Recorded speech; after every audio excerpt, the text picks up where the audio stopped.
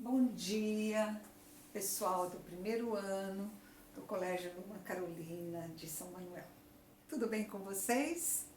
Espero que estejam aí administrando bem esse período aí de isolamento, tá? As aulas de hoje são aulas também voltadas para o texto. Aulas 19 e 20 da segunda apostila. Estamos absolutamente em dia com a nossa programação e nós vamos trabalhar intertextualidade, interdiscursividade e interdisciplinaridade. Então são três momentos. O prefixo quer dizer entre textos, entre discursos, entre disciplinas. O mundo que nós vivemos hoje é um mundo assim muito globalizado, tudo acontece ao mesmo tempo. Nós temos acesso em tempo real a acontecimentos que estão do outro lado do planeta e é um mundo que tem muitas informações. Então exige de nós um conhecimento abrangente. Não adianta eu ser especialista só em língua portuguesa. Eu tenho que saber um pouco de tudo. Eu tenho que saber cultura geral. O que acontece no mundo, de política, de filosofia, de sociologia, vamos dizer assim, economia, finanças. Então, o nosso conhecimento ele tem que se estender. Mesmo o dia em que vocês se profissionalizarem, vocês têm que ter assim, uma visão geral de tudo o que está acontecendo para você ser uma pessoa bem informada, uma pessoa que tem uma cultura significativa, uma pessoa que saiba conversar, saiba expor, saiba depois escrever, né, sobre os acontecimentos, sobre o mundo, sobre as diversas teorias ou ideologias e assim por diante. Então é um mundo global, o mundo moderno. Então nós temos que ter também um conhecimento que envolve saber e conhecimento global. Eu posso saber, eu gosto de exatas, então eu sei muito bem exatas, mas não basta saber exatas. Desculpe. Eu tenho que saber geografia, história, filosofia, sociologia, eu tenho que saber língua portuguesa, eu tenho que saber redação, eu tenho que saber matemática, física, química. Então, é um conhecimento que envolve tudo. E fora isso que vocês têm como aprendizagem na escola, tudo que vocês leem, tudo que vocês, vamos dizer assim, veem, aquilo que vocês assistem, vão formando uma bagagem cultural que é uma aquisição individual. Não adianta eu ler para contar para você. A cultura, ela é, vamos dizer assim, individualizada, ela pode até ser distribuída, mas aquilo que você pesquisa, aquilo que você lê, a informação que você tem, é uma bagagem sua e que vai fazer muita diferença aí na sua vida, tanto na universidade quanto no campo profissional. Então, a teoria de hoje, ela se divide em, primeiramente, intertextualidade. O que quer dizer? O diálogo entre textos. Um texto que cita outro texto, um texto que faz uma alusão a outro texto. Então, você, de repente, reconhece, nossa, já vi isso em algum lugar. Então, mais ou menos isso, dessa forma que funciona a intertextualidade. É o diálogo entre textos. Faz referência ou cita elementos de outro texto. Por exemplo, uma frase que falasse a Capitu dos tempos modernos. Então eu tenho que ter lido Dom Casmurro, de Machado de Assis, que tem uma personagem que se chama Capitu, que tem como característica a dissimulação, que ela domina a situação, não se sabe se ela finge ou se ela é sincera, vamos dizer assim. Então, as características de Capitu nos tempos modernos. Quando eu cito Capitu, então todo mundo vai lembrar, todo mundo que leu Dom Casmurro, que tem esse universo cultural, vai fazer a ligação com a Capitu, personagem do romance Dom Casmurro, tá? Essa intertextualidade, ela pode acontecer por citação. Eu cito uma frase, eu cito uma palavra, alguma coisa que foi dita. Cita trechos transcritos de outros textos anteriores a ele. Por exemplo, na música, fala, Pai, afasta de mim esse cálice. Essa frase, a gente fala, não, eu já ouvi isso. Onde que eu já vi, que eu já li? Passagem da Bíblia. Então, quando eu pego uma passagem bíblica e, de repente, coloco na minha música, isso é intertextualidade. Então, é trazer um outro texto, um outro autor para o texto que vocês estão escrevendo, tá certo? Isso acontece não apenas vamos dizer assim, na literatura, acontece muitas vezes numa tira humorística. Há uma tirinha que já caiu no vestibular, do Bidu, o cachorrinho. Então ele fala assim, minha terra tem palmeiras, um cachorrinho fala. E ele responde, a minha tem Corinthians. E daí a terceiro quadrinho fala assim, cada um tem o time que quiser.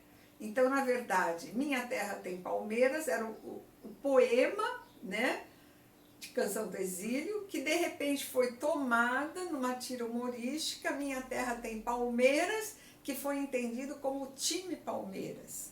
E o outro que responde, na minha tem Corinthians. É intertextualidade, o recurso da intertextualidade citando um outro texto que vocês já leram, que vocês conhecem. As músicas, elas usam muito esse recurso de trazer citações de outros autores, poetas, mesmo da Bíblia, vamos dizer assim, e a gente identifica que é o recurso da intertextualidade, tá ok? Então agora eu vou trocar a música, vou trocar a lousa para nós darmos continuidade, tá ok? Voltando, pessoal, dando continuidade agora, nas formas de nós termos a intertextualidade. Então, nós falamos por citação, quando cita exatamente o mesmo pensamento com as mesmas palavras, entre aspas, de outro autor. Pai, afasta de mim esse cálice, está na Bíblia e, de repente, o compositor se apropriou dessa informação. Milton Nascimento se apropria de um trecho da Bíblia. Mas às vezes não se cita diretamente, mas faz uma alusão a algo que já aconteceu em outro texto. Faz alusão a outros textos, contém referências de outros textos. Então você se lembra de que você já viu isso em outros textos. O exemplo que nós demos da Capitu dos tempos modernos é, por exemplo, uma alusão a um personagem do romance Dom Casmurro. Por exemplo, a pinoquização da política brasileira. Então, quando se criou o termo pinoquização, nós identificamos uma referência ao personagem Pinóquio, da cultura italiana. Era um menininho de madeira que cada vez que mentia, o nariz crescia. Então, ele é um símbolo da mentira. Então, quando nós falamos pinoquização da política brasileira, nós estamos querendo dizer que a política brasileira é mentirosa. Ela diz que trabalha em favor do povo, mas, na verdade, não é isso que nós identificamos. Muito do que eles falam se constitui em mentira. Aí, então, a alusão a Pinóquio como símbolo da mentira. Ou ainda, eu posso ter a intertextualidade por estilo. Eu identifico o estilo de um outro autor, a maneira como ele fala, a maneira como ele escreve. Vejam bem, quando nós conhecemos mais profundamente um poeta ou um músico, e nós identificamos o estilo dele na maneira de dizer, e de repente você fala assim, tal cantor está imitando o estilo de outro cantor. Tal escritor está imitando o estilo de um outro escritor. A maneira de se expressar, a maneira de escrever, o tipo de vocabulário. Então nós temos uma citação aqui que fala, Guimarães Rosa inventa palavras. Então é um outro escritor que está fazendo uma referência a Guimarães Rosa. porque o estilo de Guimarães Rosa é diferente, a sintaxe dele é diferente, a ordenação das palavras, as palavras que ele inventa. Então, quando esse escritor falou que ele inventa palavras, ele cita hitlerosidade, que é, vamos dizer assim, a atrocidade, as atrocidades cometidas por Hitler. Então, isso daí é uma intertextualidade expressa por estilização. Então, eu posso citar literalmente, entre aspas, eu posso fazer uma alusão, eu lembro alguma coisa que foi dita por outro, identifico, e também por estilo. O estilo de um determinado autor se encontra presente em outro autor. Então, são as 3 maneiras da gente fazer a interdisciplinaridade. Ela requer, assim, um nível cultural muito grande, porque você tem que conhecer Dom Casmurro para perceber que Capitu é uma personagem dela. Você tem que ter algum conhecimento da Bíblia para perceber que Pai, afasta de mim esse cálice é uma frase transcrita da Bíblia. Você tem que conhecer Pinóquio para perceber que há uma ironia aí quando eu falo em pinoquização da política. Você tem que conhecer o estilo de Guimarães Rosa para perceber que ali está sendo adotado o estilo de um outro escritor. Então, intertextualidade exige de nós um conhecimento exterior bem amplo, dentro daquilo que nós falamos a semana passada, bem amplo, para que eu possa perceber a presença, por citação, por alusão ou por estilo, a presença de um texto na execução de outro, certo? O segundo momento, interdiscursividade, o discurso de um texto, de repente nós identificamos esse mesmo recurso em outros textos. Relação entre textos que tratam do mesmo objeto. Então, quando eu falo assim, corrupção política é um tema, vários textos fazem a abordagem da corrupção política, por exemplo, no Brasil. Então, você tem textos diferentes que falam do mesmo assunto. É o mesmo discurso, é o mesmo tema que está sendo trabalhado. Então, aí é mais fácil de vocês perceberem. A interdisciplinaridade entre disciplinas, o diálogo entre disciplinas, interação entre disciplinas. Por isso que hoje se prefere áreas de conhecimento. Então, vocês vejam que o Enem coloca assim, linguagens e suas tecnologias. Então, é a língua portuguesa, é a língua inglesa, é a arte, é a educação física, as várias linguagens e tecnologias para compor a área do conhecimento, linguagens e suas tecnologias. A mesma coisa, matemática e suas tecnologias, as várias partes que compõem a matemática. Então, você tem lá ciências humanas, área do conhecimento. Então, vai envolver história, geografia, filosofia, sociologia. Então, são áreas e não mais disciplinas. Por quê? Porque elas dialogam. O conhecimento de uma área interfere em outra. É o xodó, vamos dizer assim, dos vestibulares atuais, é exatamente a interdisciplinaridade. É o diálogo entre disciplinas. Então, a gente tem aí, por exemplo, biologia e química, estudando a interferência dos processos químicos nos organismos vivos. Tanto é uma parte da biologia, como é também uma parte da química. Você vê essas interferências aí nos corpos, nos organismos vivos. Nós identificamos muito no vestibular do ano passado textos de outras áreas escritos em inglês.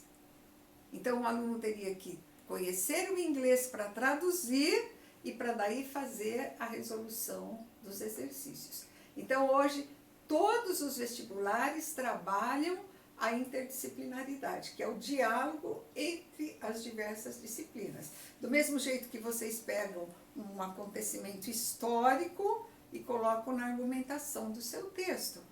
Você pega uma análise filosófica e você coloca na argumentação do seu texto. Então, a interdisciplinaridade, ela expande, multiplica o nível de conhecimento, porque não fica circunscrito a uma disciplina.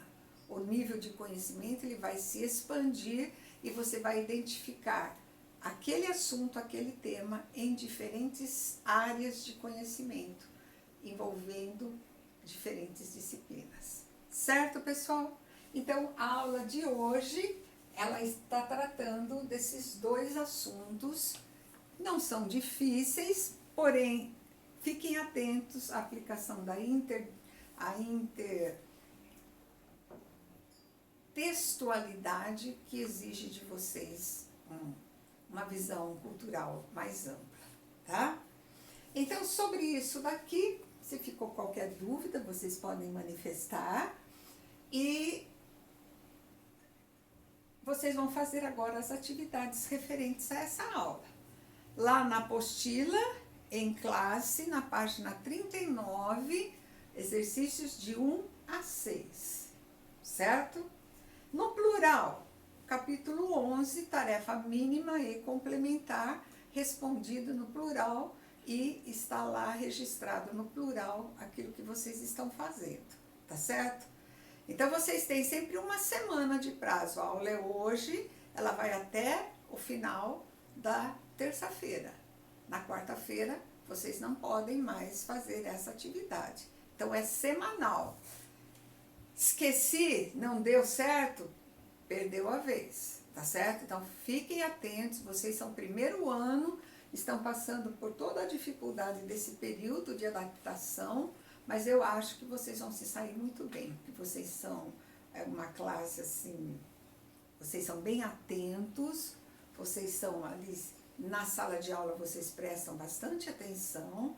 O importante é que vocês acompanhem agora esse período, durante esse período de afastamento, de isolamento social, é muito importante o aluno estar presente como ele estaria na classe, fazendo, ouvindo, estudando, trabalhando, para quando a gente voltar, vocês estejam com a matéria tudo em dia e a gente não tenha perdido um tempo precioso aí na formação cultural do primeiro ano.